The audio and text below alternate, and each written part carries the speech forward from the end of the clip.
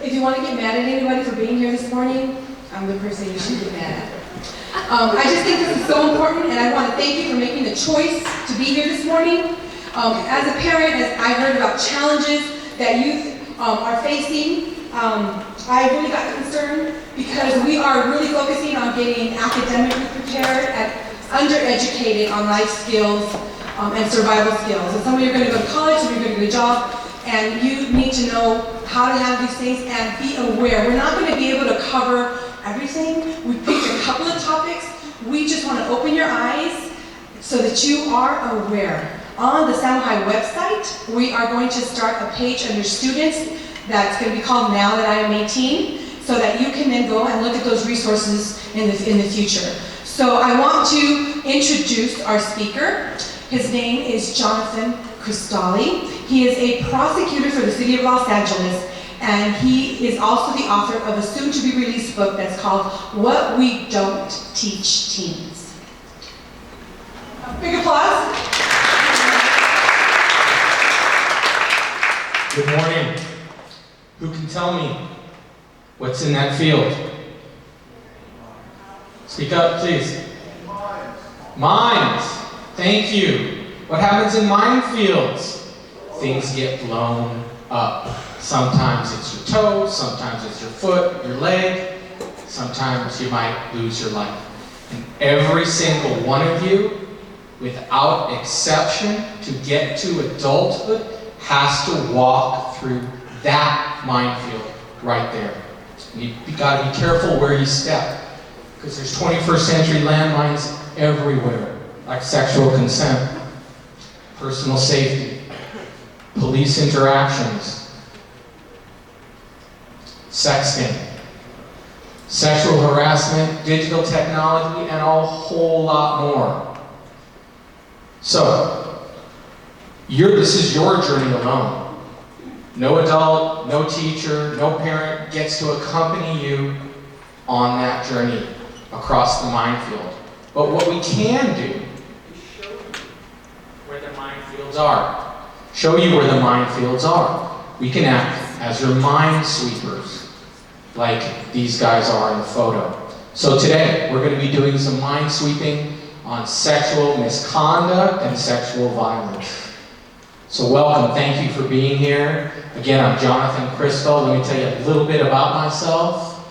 I work for the city of Los Angeles as a prosecutor.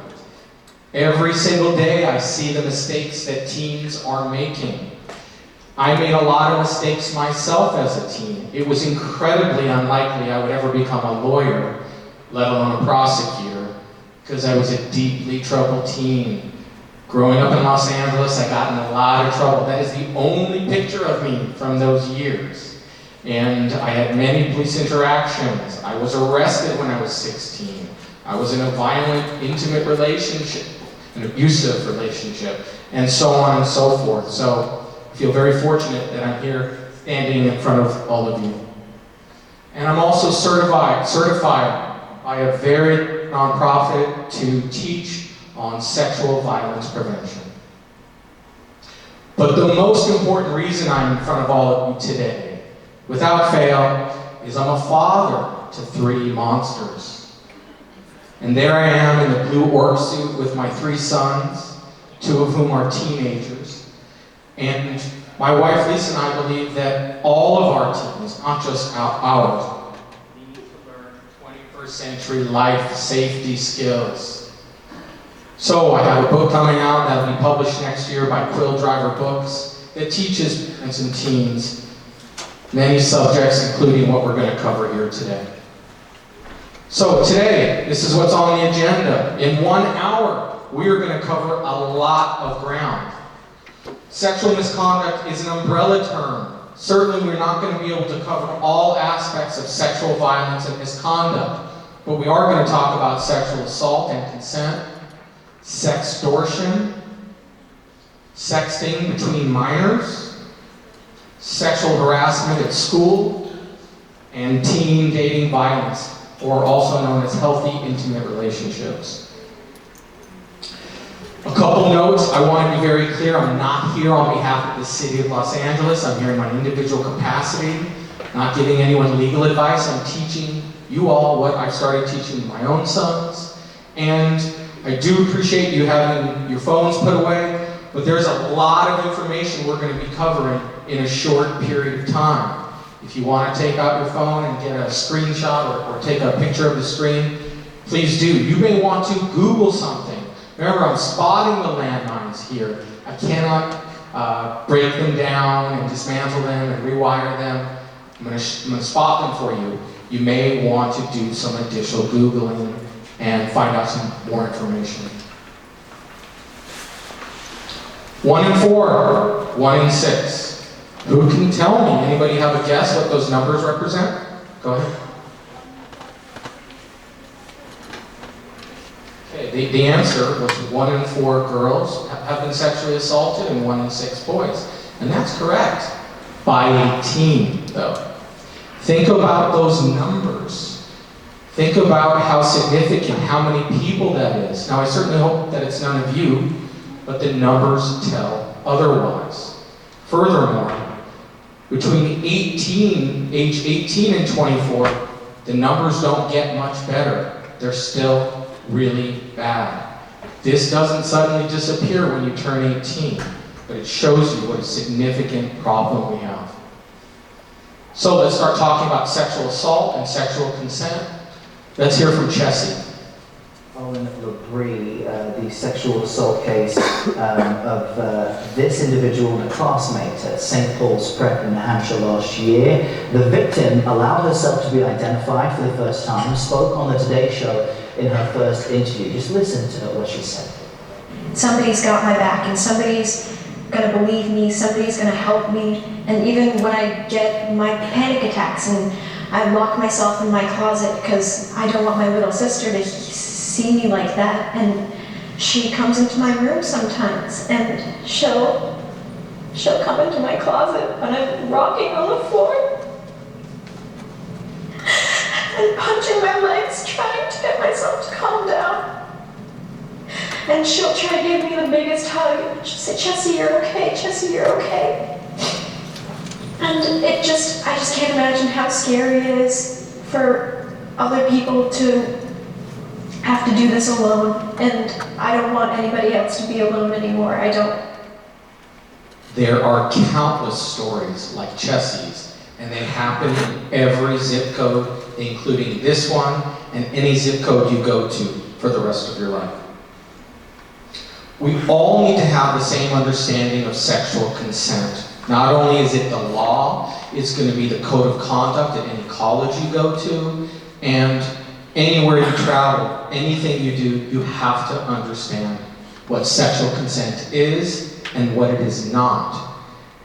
Throughout this presentation, I try to keep the definitions simple, because most of these concepts are pretty simple. So, sexual consent is to knowingly agree to sexual activity based on a free choice. It means you're not coerced, no one's manipulating you, no one's tricking you, no one's forcing you. It is a free choice. So if that's our definition of consent, then everything else is assault. And today in the presentation, in limited time, I'm going to be speaking primarily about sexual assault perpetrated by males against females. Now certainly, males perpetrate against males, females perpetrate against males. It happens in all ways. However, 90% of the time, it's males perpetrating against females. And so I'm not trying to pick on the guys, but that's how we're going to spend our time today. We've got to break through some myths. There's a lot of myths related to sexual consent, sexual assault. We can't really understand it until we break those myths. If a woman is raped when she's drunk, she's partly at fault. Anybody know what we call that? Thank you. Victim blaming. The reality is, when girls and women get assaulted no matter what they wear. It can't be sexual assault if we're both drunk. This is probably the most common that I come across. It doesn't matter. It is not a legal excuse or moral, but it is not a legal excuse to say you were drunk.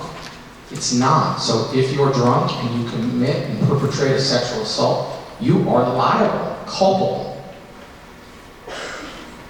Men can't be sexually assaulted. Men are sexually assaulted by other men and women. We already know that. We saw the 1 in 6 number.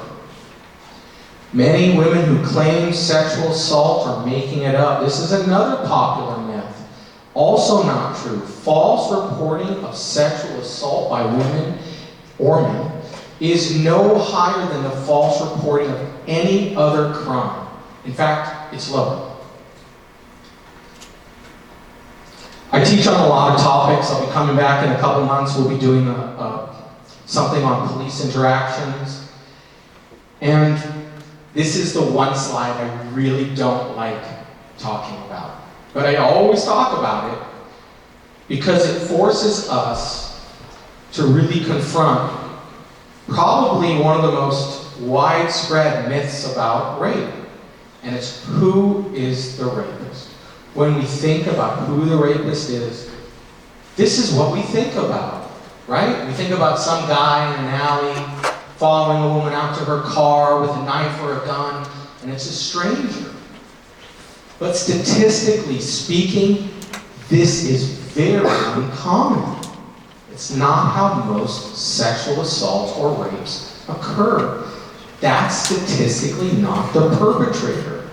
Well, if it's not the stranger in the alley, who is it? It's every one of us, any of us. It's a regular guy. Let's call him Paul. Paul could be a friend of yours. Paul could be someone who has great accomplishments, could be off to a top university. Paul could be someone you wouldn't expect would do something like that.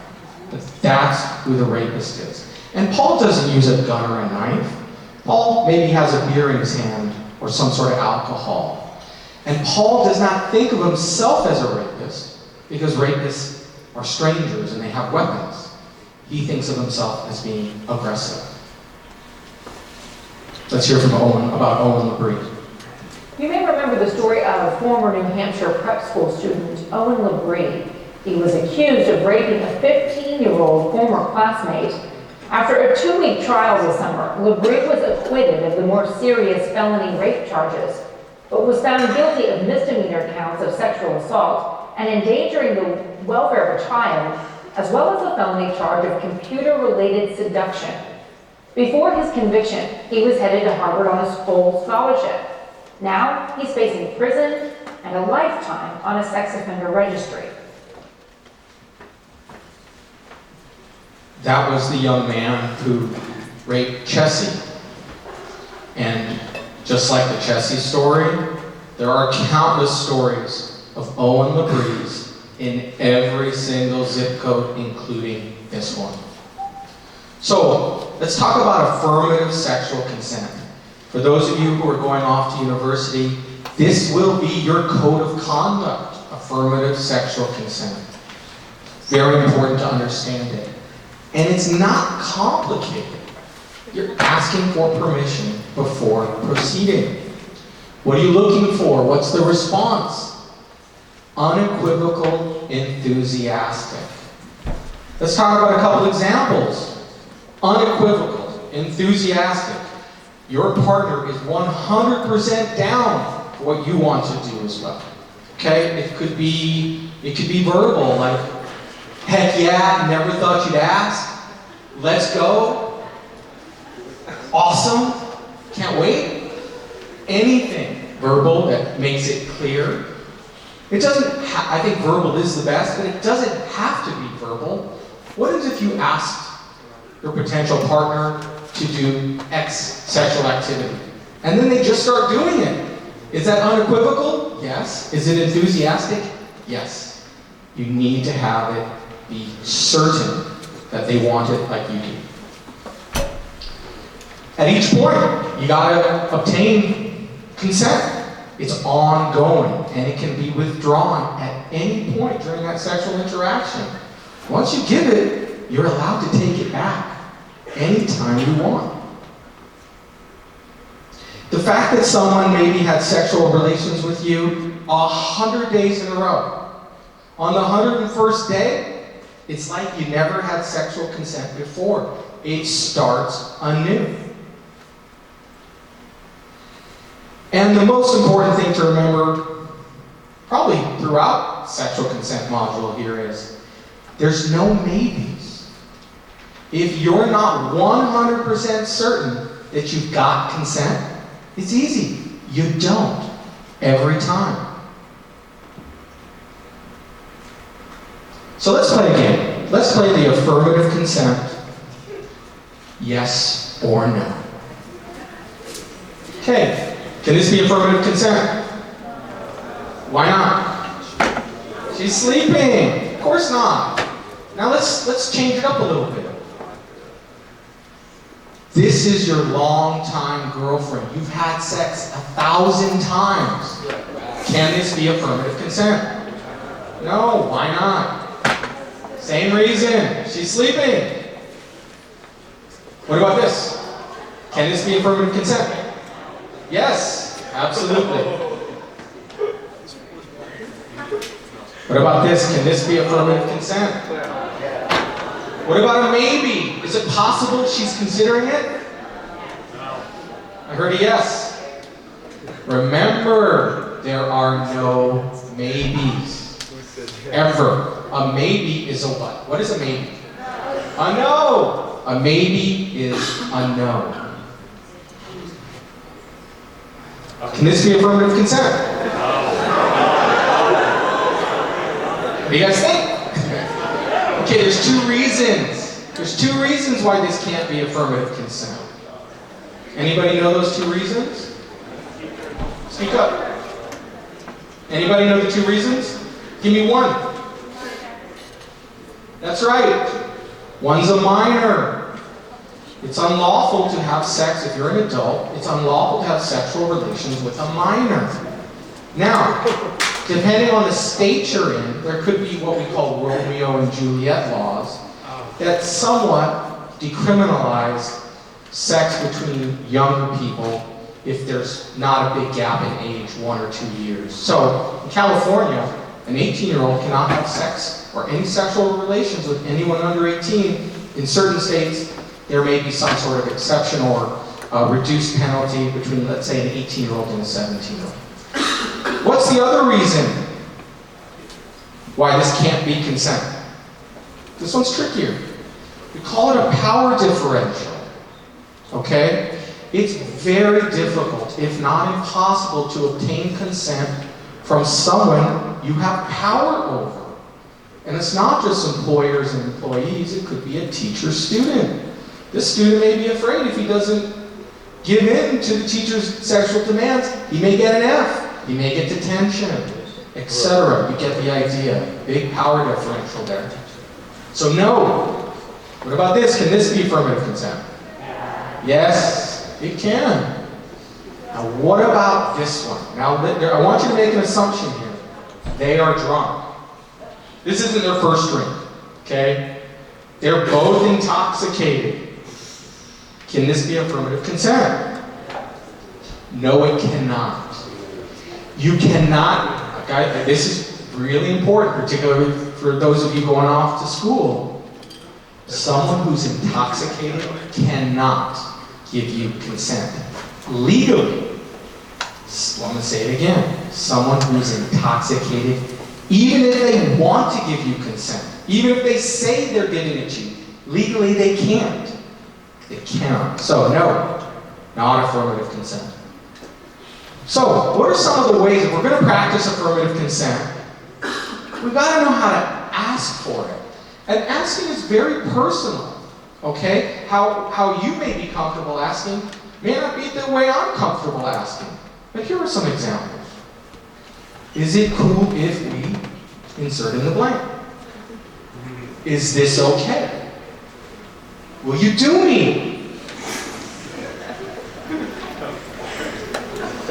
What we want it to be respectful and appropriate under the circumstances. Now you guys are laughing at mine. That's cool. But guess what? It's your turn now. For those of you who can say in front of your classmates and peers, for those of you who are willing to say right now how you could ask for sexual consent, I guarantee you it'll be way easier when that time comes and you're actually going to ask. So who's going to volunteer and tell us one way? Don't leave. Who's going to be the first one?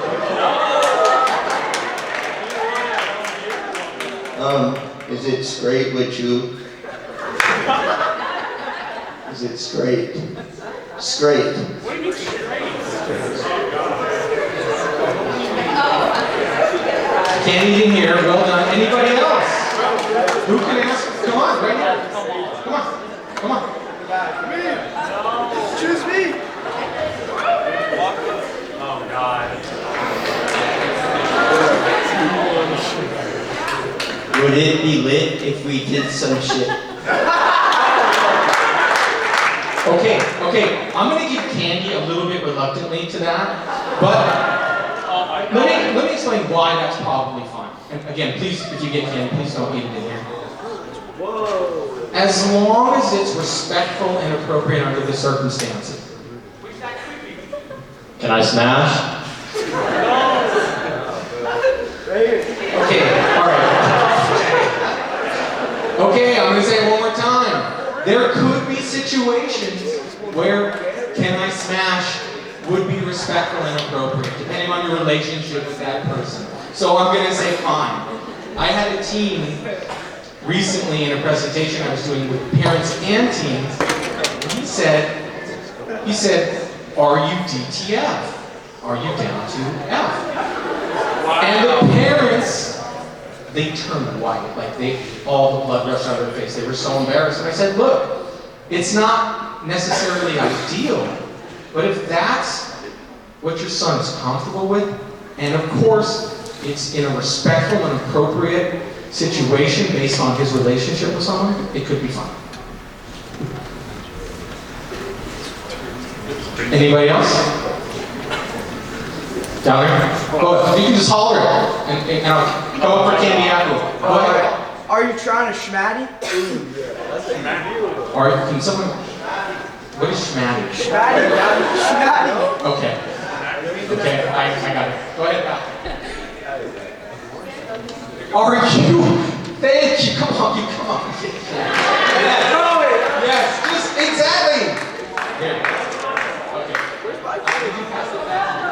Milk duds. Okay, you guys get the idea. That was my favorite. Can you repeat it? Oh yeah, sure. Did everyone hear the last one? Can you repeat it? He's gonna come up. Hey, Mike, He'll come up. can you repeat that? Just wait.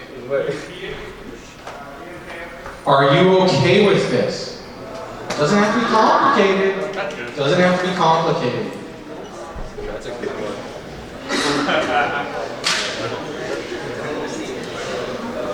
Okay, as important as it is to know when you have consent, you also got to know when you don't have it. And of course, this is not an exhaustive list, but you hear. No, stop, I'm not sure. Let's just be friends. Can we just chill? I'm not really down. Okay, what is that? That's a no. Any of these things are a no. Now you may be thinking it's a maybe. But once again, what do we think about maybes? Maybe is a no. But it's not just what you hear. It's also what you see or feel. Squirming, pushing you or your hands off. Trying to keep clothes on is a pretty clear sign. And there's many more. It's easy to confuse sexual interest with consent. They're not the same thing. Sexual arousal, not the same thing as consent. And who here has anyone been to a car dealership and bought a car? Anybody done that yet? Just a couple of you. Well, I don't think it's fun, but that's neither here nor there. Sexual interest and arousal, let's say it's similar to going to a car dealership. If you're interested in a Toyota Camry, let's say. You're interested in the Toyota Camry.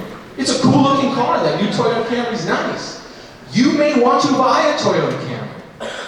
You go to the dealership, and then after test driving it, looking at the other cars, checking out the price, you decide you don't want it. You don't have to buy it. You're allowed to leave. With no obligations.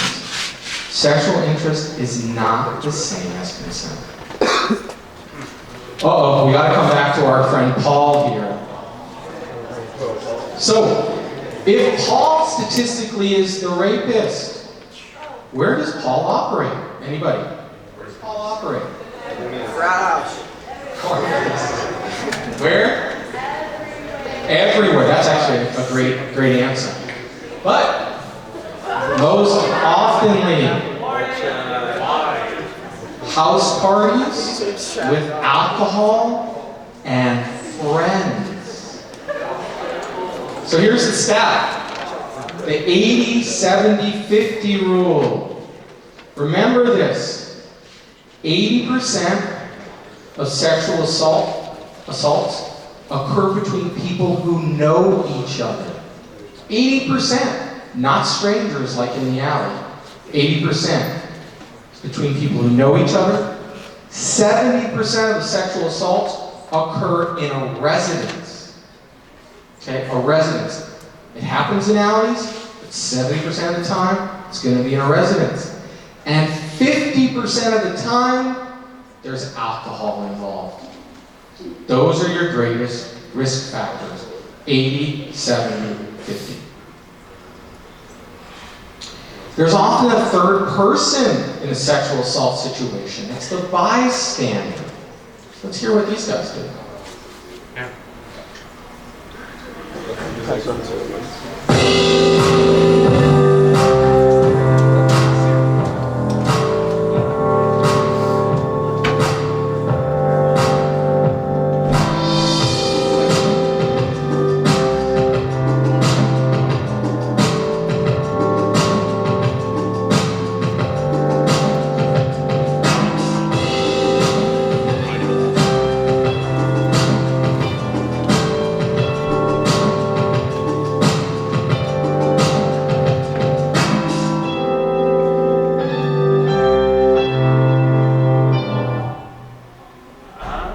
When we saw the Chessie video, I told you, and we all know it happens all the time. Same thing with Owen. A lot of people are perpetrators, more than we like to acknowledge. There's not enough stories like Carl and Peter's, with bystanders doing something. Now, I'm not suggesting you go tackle people. You have to intervene in a way that's comfortable and safe. But most of you guys aren't rapists. I know that. But it's not enough to just be a good guy. You wouldn't do that. But again, being a good guy isn't enough. You gotta step up. You gotta do something. It could be a friend of yours. So what can you do? Paul is ready to he's looking for someone. Okay? Paul's gonna attempt to commit an assault. So what can you do? Well, the first thing is do something. Okay? The problem is that people just look the other way. The problem is that people think it's not their responsibility. It's everyone's responsibility. And there's a few things you can do. One, again, you want to be safe. You can directly intervene. If you think you can effectively do that in the situation, you can just go stop it. You can also do a distraction technique by distracting either the potential victim or the potential perpetrator. You can delegate. If there's someone around who you think is more capable to address the situation, maybe they have a better relationship, you can delegate. Now, my favorite is their safety in numbers. You can grab a friend or two to ask to assist you in what you're trying to do. Anybody know who that is? That's Elie Wiesel. He was a Holocaust survivor, humanitarian, Nobel Peace Prize winner. And what he says about bystanders holds true today and always will.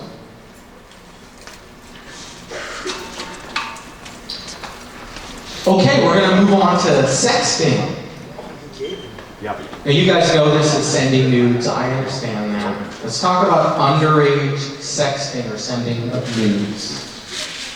All right, you are sharing this crazy story today. 2 North Carolina teens busted for sexting each other. A 16-year-old girl and her now 17-year-old boyfriend sent each other explicit pictures, and now they're caught up in child porn charges. The 16-year-old girl took a plea deal. The felony charges against her were dropped, and she pleaded guilty to a misdemeanor charge. She will be on probation for a year, and she will not be allowed to have a cell phone. As for her boyfriend, he's charged with 5 sexual exploitation of a minor charges. If convicted, he could face prison time and will have to register as a sex offender. 4 of the charges were for having explicit pictures of himself on his phone, and 1 for having a picture of his girlfriend.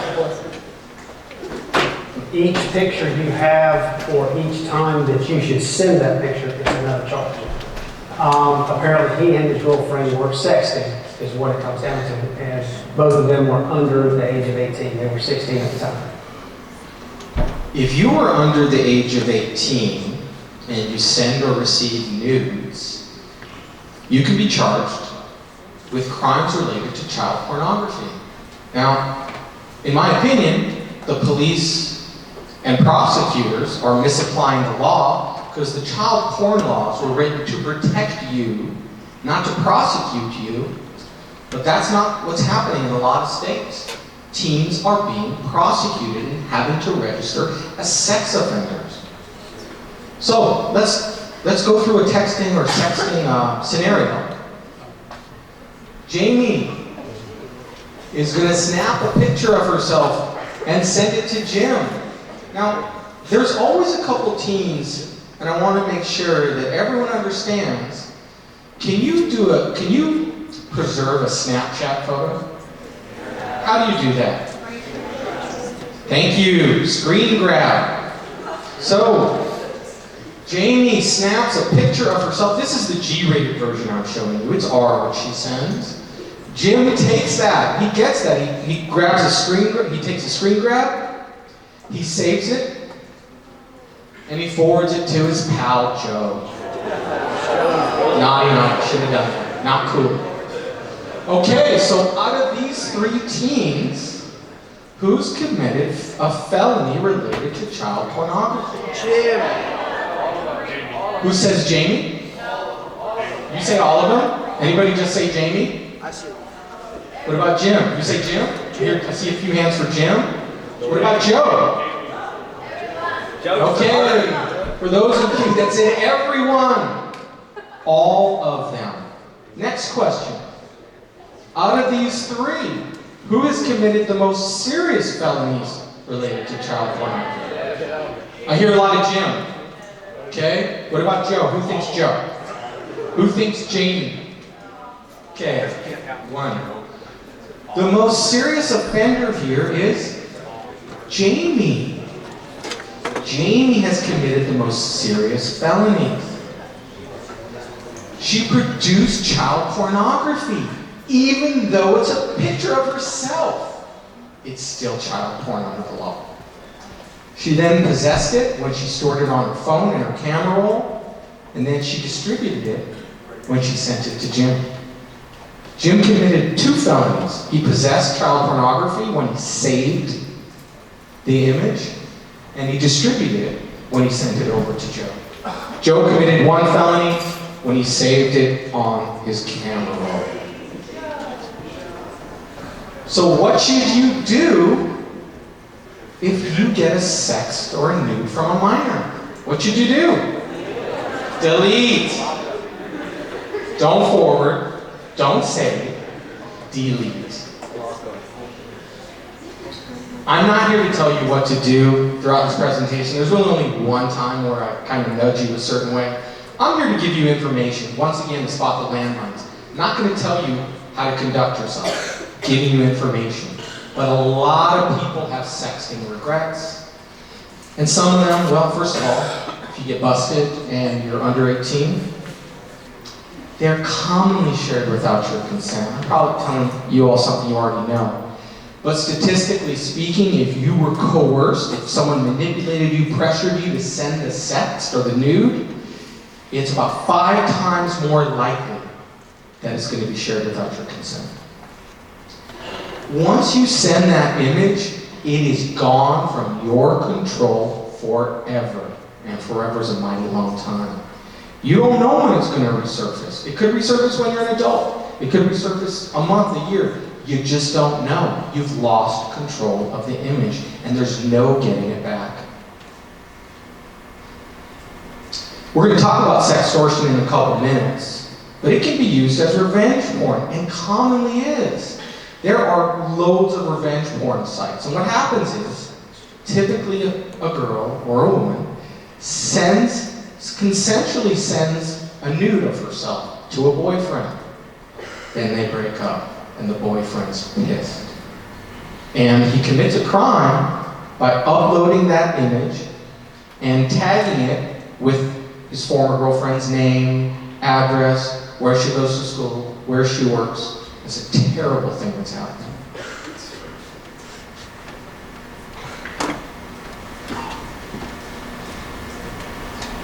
Okay, we're moving on from sexting. 1.5 million. Anybody have a guess what that number refers to? Anybody? Anybody have a guess? Well, I'll tell you.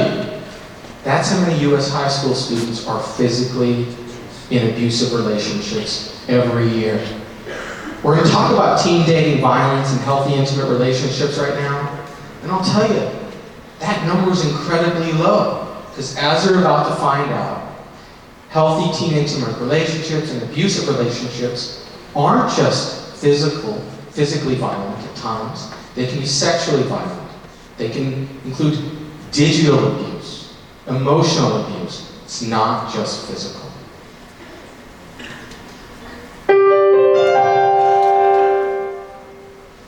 It was an emotional day at the trial of Nathaniel Fujita. He's the Wayland High School graduate who's accused of murdering his ex-girlfriend, Lauren Astley, soon after they graduated in 2011. Lauren Astley's best friend testified, and she wept as she talked about the last day that she saw Lauren. Fujita is 20 years old. He's charged with first-degree murder. Prosecutors say that he lured Lauren Astley to his home in Wayland, encouraged her to park out of sight, and then strangled her, slashed her throat, and dumped her body in a marsh. Prosecutors say that he was angry that she broke up with him. However, the defense is expected to mount an insanity defense. They argue that Fujita was suffering a psychotic break. If he's convicted, he faces life in prison without parole. If he's found not guilty because of lack of criminal responsibility, he will be committed indefinitely. Once again, these stories happen in every zip code, including this one. These stories are sadly common, and they may not always end, thankfully, in murder. But there's a lot of teens in terribly abusive relationships. So let's talk about intimate relationships. I'm not just talking about love, I'm talking about when you have a crush on somebody or you like someone. It doesn't have to involve sex. And let me tell you, I've been married 18 years. Relationships can be hard. It's not just when you're a teen. Relationships can be hard. But they get easier the more experience you have, like pretty much everything else. And it bothers me when parents and adults talk about puppy love. There's no such thing as puppy love or young love. It's minimizing how you all feel when you have a really close connection with somebody. It's love, period. Love is love. It's not puppy love. It's real love. And no matter how you feel about yourself, we all deserve to be in healthy relationships. Who saw the movie? What's the movie? Annabelle. That was scary, right? I like the Annabelle movies. And as scary as the Annabelle movies are, they're nothing compared to the statistics on teen dating violence. 1 in 3 US teens are physically, emotionally, sexually abused by a dating partner. Girls and young women between 16 and 24 experience 3 times the national average of intimate partner violence. And most parents, they're not aware of this issue. And it's such a big problem in our country that this month is Teen Dating Violence Awareness Month. So I'm very happy to be talking to you about this today. All relationships exist on a spectrum. Healthy to abusive. Can someone give me some characteristics of a healthy relationship? You can just call it out. Anybody? Thank you. Good job. Anybody else? Speak up. Trust. Right? Love, friendship. Easy. What about unhealthy? What do you guys think? What could be some characteristics of an unhealthy relationship? I can't hear you. Can't hear you. Abusive. Well, we'll get into abusive in a second. How about mistrusting? How about jealousy? What was that? So you guys get the idea. Now, unhealthy and healthy, those have characteristics. But abusive relationships actually have a definition. It's a pattern of violence to control someone and exert power over them. It happens repeatedly. That is the definition of an abusive relationship. So who's at risk? Who's at risk? Everyone. Very good, thank you. Very good. Everyone. I hate to keep picking on Paul. Looks like you. But does he look like me? I think he looks like all of us. So, unlike sexual assault, where 90% of the time it's males perpetrating against females, when it comes to teen dating violence, the abuser is just as likely to be Paula. Not just Paul. Girls abuse as much as boys. But where we get a difference is the fact that girls suffer more physical abuse and sexual abuse. He's so romantic. He's always buying me flowers and treating me to dinner. He was so sweet and very protective. He just wanted to make sure I was safe. He is so cool. Sometimes he calls me names, but everyone does that.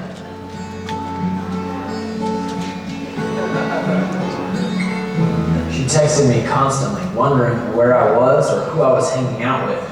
It's nice to be loved so much.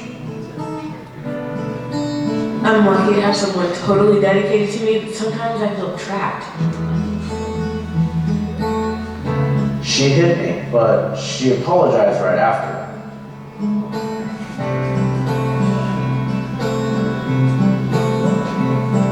He forced me to. Is it really my fault? He pushed me, but we do that all the time. She spat in my face, but she apologized after. She choked me, but she was just angry. He punched me in my face. She hit me, she slapped He me. pushed me down. She texted me Wanted to make sure I was constantly. safe. She He called said he me. was sorry. She said she was sorry. Because I love him. She loves me. I love her.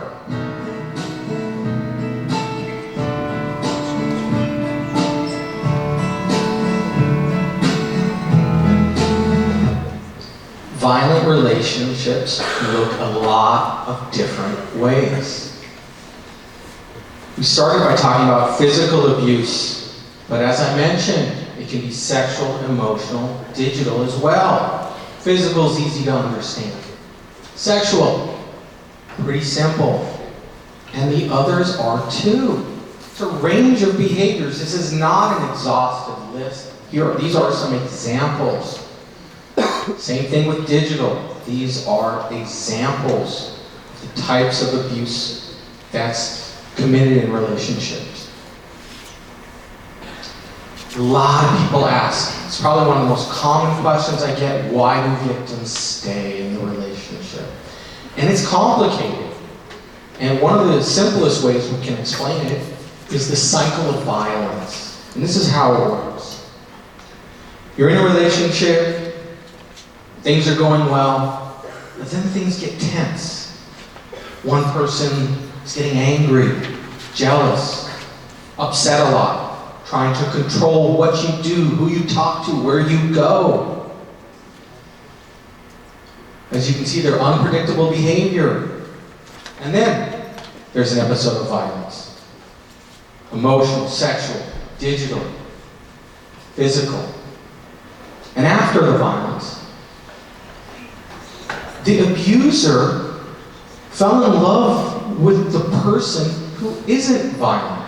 The person who's abused, they want that loving relationship. They want the honeymoon. That's the relationship that started, and that's where they want to get back to. And so the abuser always apologizes, and the cycle continues. So let's play another game. Are these red flags of abuse? Who's going to be my reader? Who's going to be my reader? If you already got candy, I'm going to go with someone else. Go ahead. Okay, here we go. Loudly.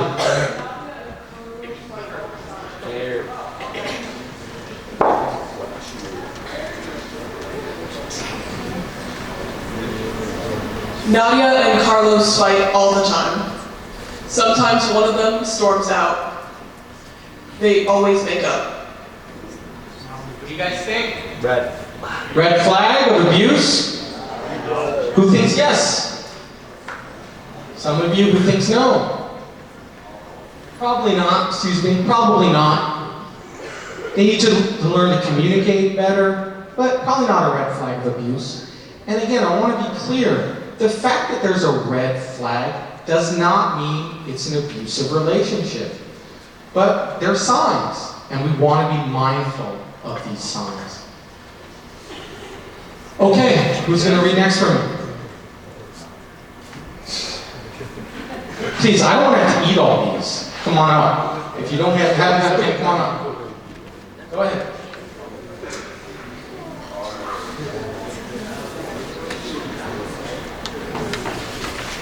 Sophia tries to convince Ethan to have sex. Ethan says he's not ready. Sophia backs off for the moment, but keeps trying.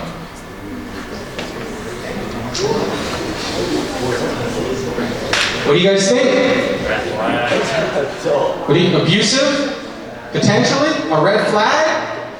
Yeah, that's a red flag. There's a red flag there. Coercion, control.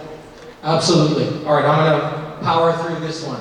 When Hannah and Kenzie fight, Hannah tells Kenzie she's worthless and is lucky Hannah's willing to date her. Afterwards, she always apologizes. A red flag?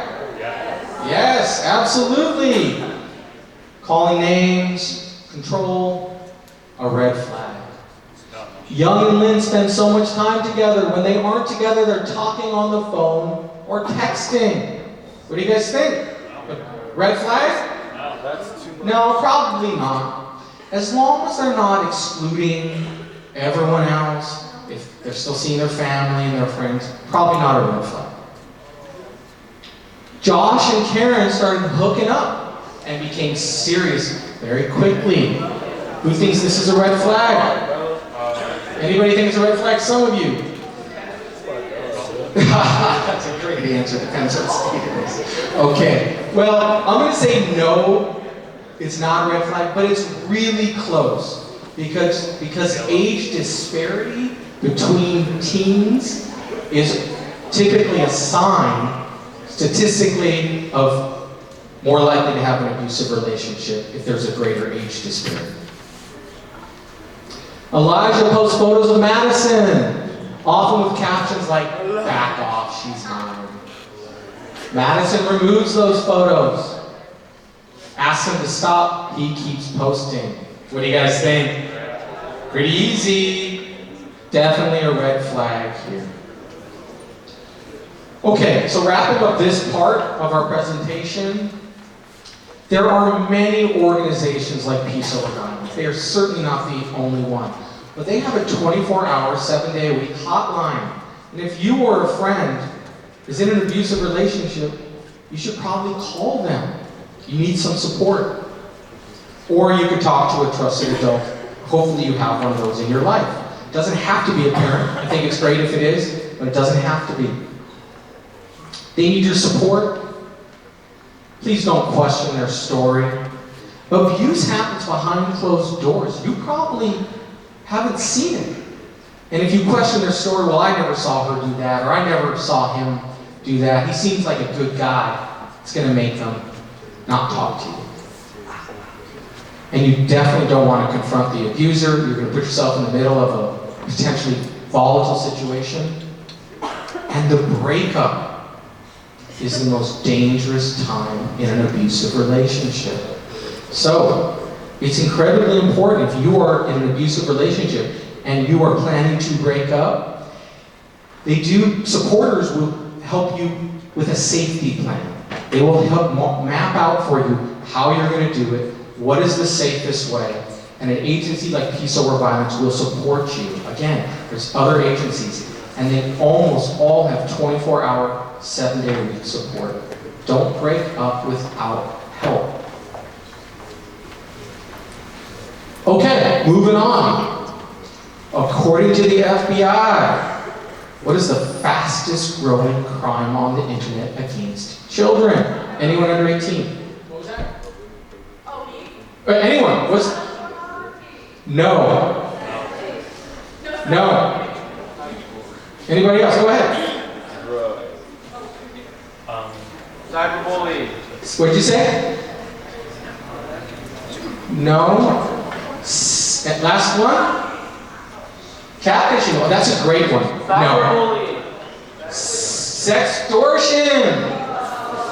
The fastest growing crime against teenagers in particular. This is sexual blackmail. So this is how it works. Well, let's define it first. It's forcing someone to do something, often sexual, and the blackmailer, the person who's extorting you, has images, or an image, or a sexual video of you. And if you don't do what they want, they're going to post it online and tag your friends.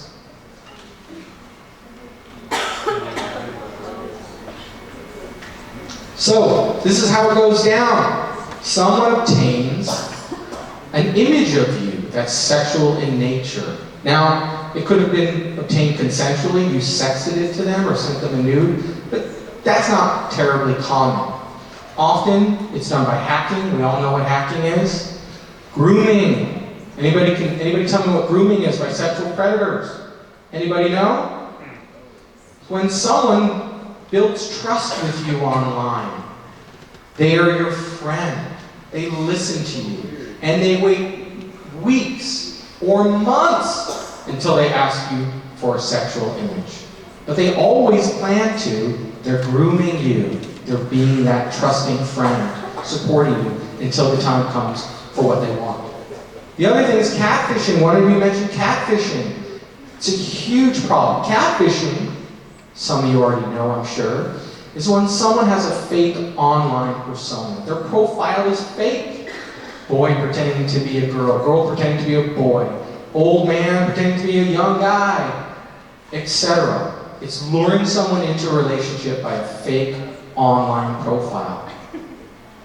Then, once they have that image of you or that video of you, then they make their demands. Give me money, give me more images, give me actual sexual relations, or I'm going to take that image and send it to everyone you know. Now for boys, it's a little different. How boys get sextorted is typically different than girls. Here's an example that's very common for boys. Beware. You gotta be kidding me.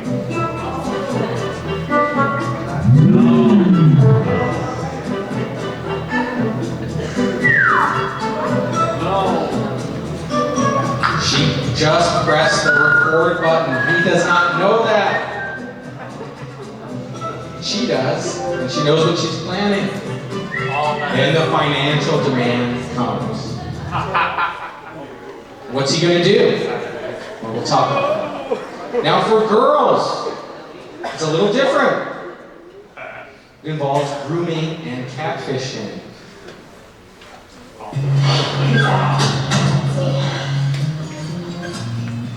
I can't stop thinking about you. I know you've been waiting for this for a while. I wanted to give you something special.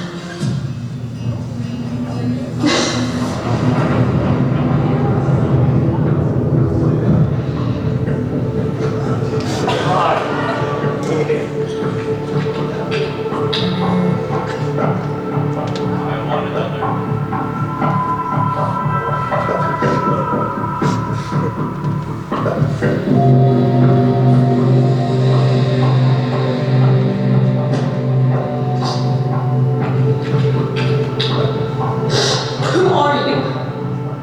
Why are you doing this? Terrifying and happening all the time to teenagers. So, what are some of the things we can do to avoid being sextorted? Well, there's a lot we can do. Let's cover a few. First, know who you're talking to online. When you're not using your webcam, I hope you guys are covering them. You should. Be careful about opening digital attachments that can often have malicious software, not just emails, your text messages as well. Keep your social media accounts private. I'm sure most of you are doing that. Don't send nudes. Remember I said I don't typically tell you what to do. You guys make your own choices, but if you want to avoid a situation like this, it's probably not a good idea to send nudes. Predators never look like predators. They're trying to disarm you. They're trying to have you with your guard down. They will not look like predators. And the most important thing, if you're ever sextorted, you gotta talk to somebody. What happens is that some of these teens are so afraid to talk to their parents, so afraid to talk to a trusted adult, that they keep sending images, they keep sending videos.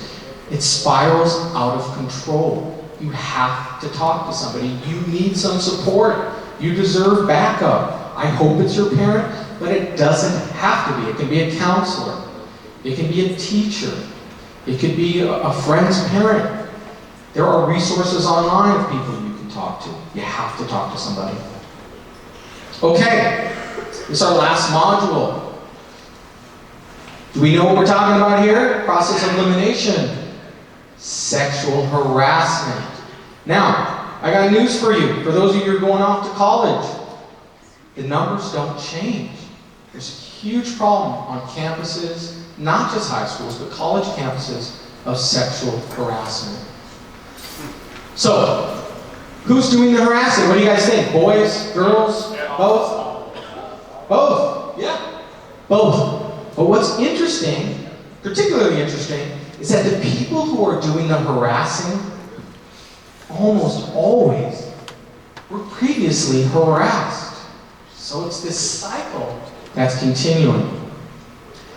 And they're not doing it typically because they're sexually interested in someone and there was a misunderstanding. They're trying to be funny. They don't think it's a big deal. But it is a big deal. It's a form of bullying. And it can be really damaging to the recipient of that behavior. And because they just think they're being funny, they don't identify as harassers, but they are. It's a range of behaviors, and it's any unwelcome attention. Simple definition here, folks. We don't have to complicate this. Simple definition. And it's a range of behaviors. You can read those for yourself. And there's others. Interesting. Thank you. Interesting. For boys who are harassed by other boys, what's the most damaging? What's the one form of harassment that boys say hurts them the most? What do you guys think? I don't know why they keep doing it, but it's when guys say to each other, gender slurs, you're so gay. Study after study. You guys are sometimes saying it, not thinking it's a big deal, but it is a big deal. Picking on someone, harassing someone based on gender stereotypes, what are they going to do with that? They're going to prove to you I'm not gay, and they're going to go harass someone, or they're not going to wear the clothes they want to wear, and so on and so forth. Harassment, however you do it, boys, girls, it's very damaging. So where at school does sexual harassment happen? Thank you. Everywhere, hallways, classrooms, buses, sporting events, everywhere. So, it is a big deal. It's very damaging.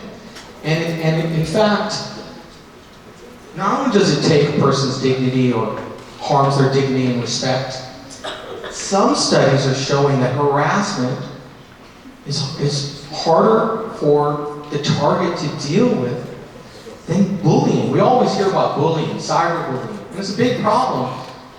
Teens committing suicide over bullying. It's tragedies. But remember, harassment can be equally, if not more, damaging. So much so that many people are skipping school or skipping classes to avoid the harassment. And there's also an emotional toll that often affects your school performance, how you feel about yourself, and your self-esteem.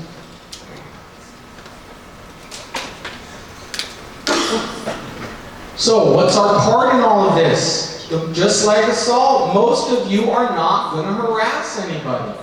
But that's not enough. You got to step up, people. Okay? It depends on all of us to do something. Anything.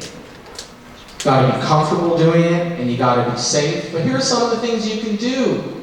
Don't participate. Don't laugh. Okay? Even if you're silent, when you're watching, and it always happens in front of other people, sexual harassment, when you're just standing there, from the harasser's perspective, he or she views it as support. From the target's perspective, he or she thinks the entire school or everyone has turned against them. So, being silent is not good enough. You can say something if you're comfortable. There's no shortage of things you can say. That's not funny, not cool. Stop it. One of my favorites, just like trying to stop a sexual assault, intervening in that situation, get some friends to back you up. You don't have to do it alone. After the fact, you can still help the target. Or you could go to them during while it's happening, and you say, hey, are you okay? Want me to walk you to class? That wasn't cool, what happened to you? Hey, you should go talk to somebody. There's a school policy on that, which there is. Saying something sympathetic or kind can go a long way. You may not be comfortable intervening at the time. I hope you get there. But even saying something to the target afterward can be really beneficial to the person who's receiving the harassment. And if you're not comfortable doing that, you can talk to a trusted adult. You can report it anonymously. There's always something you can do to help. Do it, please. Okay, sexual violence and misconduct. We covered a lot of ground. We covered sexual consent with Paul. We covered sending nudes and sexting. We covered sextortion, teen dating violence, and sexual harassment. This is a range of behaviors. It's not an exhaustive list, and it happens among strangers, acquaintances, in relationships, these behaviors. And again, there's always something you can do to be of assistance. I really don't like to focus on consequences in my presentations because I'm not trying to scare you, but everything we talked about today can come with serious consequences, like getting arrested, prosecuted, having to register as a sex offender for life, suspended, expelled, fired from your job. You can get sued for money, and your parents are going to get sued with you. And you can have an injunction issued against you, which means you're prohibited from doing certain things. You can get kicked off an online platform, and you and the target can suffer serious emotional and psychological distress.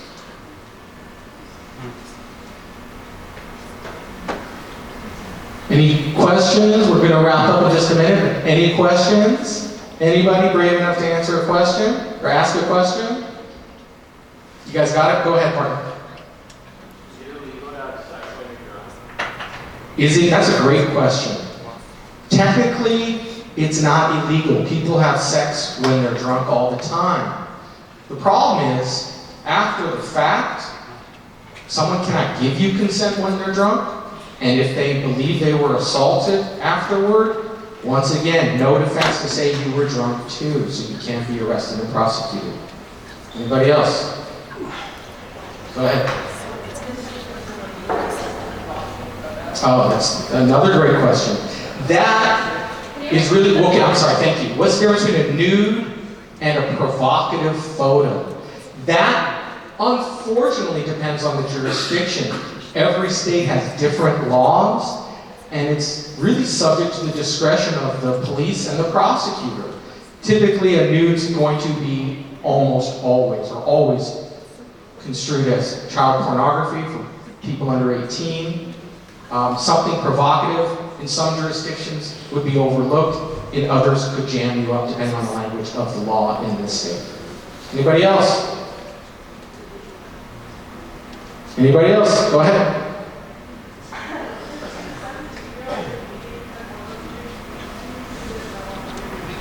Okay, so the question, let me make sure I got this right. 2 17-year-olds are dating. One of them turns 18. If they continue to have sexual relations, is that illegal? In California, it is illegal. But let me make it worse for you. It is unlawful in California for minors. If you are under 18, you're not allowed to have sexual activity, according to the law. Okay? Now, 16-year-olds having sex are not going to get arrested and prosecuted. It's extremely unlikely. But when someone turns 18, yes, that is a crime. Anything else you've always wanted to know? Anybody else? Have you seen cases where the relationship with one of them turned 18 and the family doesn't like the other person that they turned in? Yes. The question was, have I seen situations, cases, where once the 2 17-year-olds are dating, and then the 18-year-old, one of them turns 18, and the parents are upset, and they make a complaint? Yes, I've seen those. Pretty rare though. Anybody else? Okay, that's what. Oh, thank you. Go ahead. We know that sexual harassment starts from 7th to 12th grade. Why don't we start teaching it earlier? So, if we know that sexual harassment starts in middle school, why aren't we teaching it earlier? Wow, I wish I had a good answer to that question. We're not teaching a lot of these things. These aren't mandatory high school subjects. These aren't mandatory middle school subjects. In my opinion, they should be. They should be a mandatory part of your education. I hope you all come back in April, I believe, when we talk about police interactions, because you need that too. Everyone should be learning their rights when it comes to police. Everyone should understand the laws and rules of sexual harassment. I wish it were being taught. It'll be in my book. Okay, so let me just wrap up here. Any other questions, you can come see me. Your teen years are about transitioning out of your parent or guardian's care. You are increasingly responsible for your own personal safety and the consequences of your action. So, on behalf of SAMO, on behalf of your parents and your teachers and your principal, we've done our job today as minesweepers. We've shown you the landmines as they relate to sexual violence and misconduct. I hope you'll use this information. You're going to need it today, tomorrow, at some point. You're going to need this information. Make smart choices, but also informed choices. Keep yourself off the landmines. Thank you for being here.